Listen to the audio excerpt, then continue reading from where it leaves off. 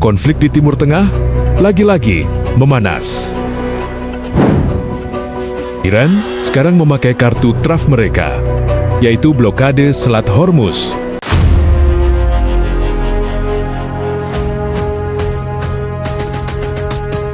Lalu, apa dampak dari penutupan selat ini?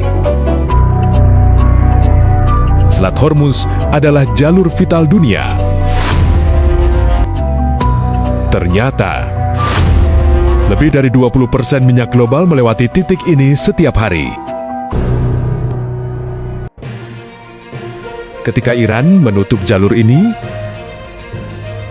maka itu artinya mereka sedang memblokir jalan keluar minyak dari Teluk Persia ke seluruh dunia.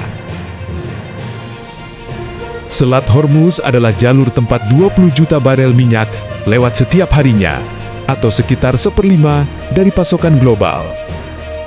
Lalu kenapa Selat Hormuz ditutup? Ya, jawabannya tidak lain, yaitu konflik antara Amerika Serikat dan Iran, lalu Israel.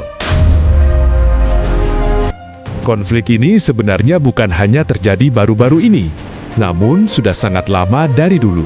Bahkan, dari tahun 1953. Konflik ini berakar dari program nuklir Iran. Bagi Iran, nuklir adalah simbol kedaulatan dan alat tawar-menawar sekaligus kemajuan teknologi. Lalu mengapa Amerika begitu agresif melakukan blokade? Jawabannya, karena bagi Amerika dan sekutunya, nuklir Iran adalah ancaman eksistensial yang bisa mengubah peta kekuatan Timur Tengah selamanya. Selain itu, Amerika Serikat khawatir teknologi ini akan memicu perlombaan senjata di Timur Tengah dan mengancam keamanan Israel secara langsung. Di sisi lain, Iran bersikeras bahwa program nuklir mereka untuk tujuan damai dan energi, serta simbol kedaulatan. Bukan hanya Amerika, Israel dan Iran kini berada di ambang konflik langsung. Kedua negara berubah dari sekutu dekat menjadi rival paling mematikan di Timur Tengah. Konflik Iran dan Israel berakar dari Revolusi Islam Iran tahun ke-1979 yang mengubah Iran dari sekutu menjadi musuh bebuyutan Israel. Memasuki tahun 2026, apa yang dulu disebut sebagai perang bayangan atau proxy war, kini telah meledak menjadi konfrontasi terbuka. Februari 2026, Israel bersama sekutunya Amerika Serikat meluncurkan Operasi Rising Lion. Sebuah serangan terkoordinasi yang menghantam berbagai target strategis di jantung Iran, termasuk fasilitas nuklir seperti PLTN Bushehr dan pusat pengayaan uranium di Natanz menjadi sasaran utama. Sementara itu, Iran kembali membalas serangan Israel dengan kombinasi besar-besaran. Operasi ini disebut Operasi Janji Pasti atau True Promise, menargetkan Israel dengan ratusan drone dan rudal balistik, termasuk tipe Emad dan Gadar, dan juga serangan balik asimetris, yaitu dengan menutup akses Selat Hormuz. Penutupan ini berdampak pada banyak negara, eksportir Arab Saudi, Uni Emirat Arab, Kuwait, kemudian Irak, dan Qatar.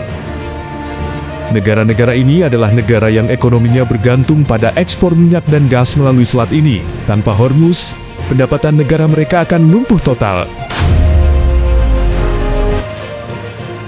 Kemudian raksasa Asia sebagai importir minyak yang lebih dari 70% minyaknya melewati Hormuz,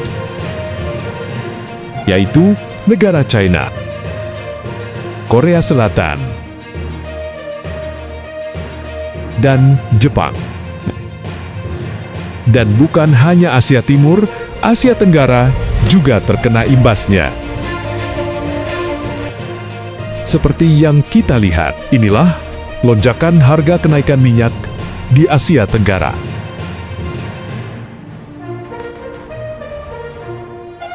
Namun, di balik keresahan negara lain akan kenaikan minyak, ada satu hal yang patut kita apresiasi, yaitu upaya pemerintah Indonesia yang berhasil menekan harga minyak. Di tengah ancaman global ini, Indonesia terlihat masih cukup stabil. Pemerintah melakukan berbagai langkah, mulai dari pengendalian impor, subsidi, hingga strategi energi dalam negeri. Salah satunya melalui hilirisasi, termasuk pemanfaatan minyak sawit sebagai bahan campuran biodiesel. Program ini dikenal sebagai B35. Lalu, apa itu hilirisasi? Lalu, program B35 Indonesia itu tentang apa? Kita akan bahas selengkapnya di video selanjutnya.